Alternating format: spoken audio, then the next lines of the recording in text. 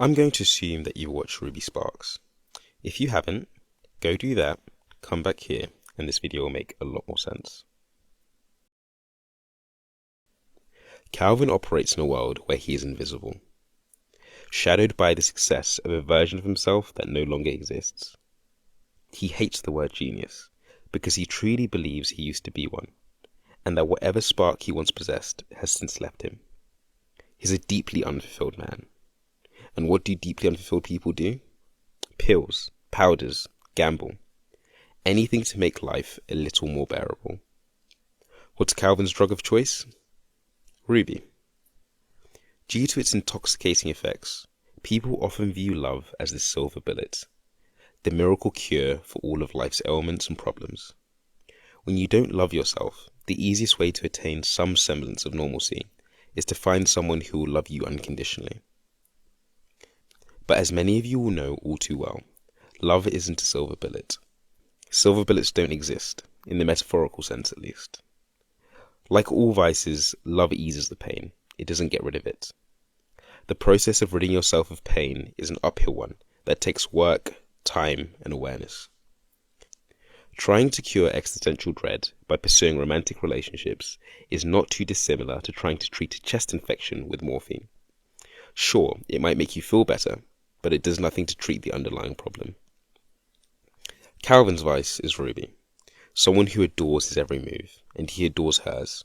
At least he thinks he does, until he doesn't. Having a crush on someone, amongst other things, is ultimately a lack of information. The obsession and infatuation felt is simply you imparting your own narrative onto someone else. When you don't truly know someone, you can make them whoever you want them to be in your head. This is painfully obvious in Calvin's situation.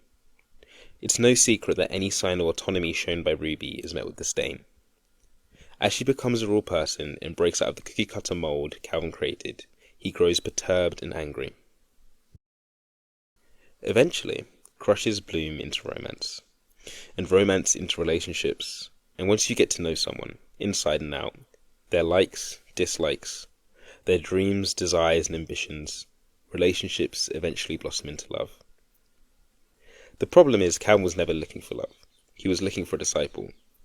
He wanted to be showered with praise, affection, and attention incessantly, and every time he deemed the level of worship inadequate, he turned up the dial, until Ruby becomes this unrecognizable caricature of the obsessed, doting girlfriend. Calvin has a fundamentally flawed and shallow perception of what love is, and should be.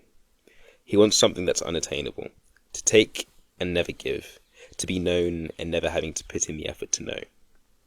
That's why his brother constantly reminds him that she's a person. You haven't written a person, okay? You've written a girl. Whatever. Calvin letting Ruby go is supposed to symbolize this great milestone of growth, showing us how he's learnt the error in his ways. But in reality, Calvin has extracted all the life he could out of Ruby. Even with the ability to alter reality, Calvin's desire for affection and validation is insatiable.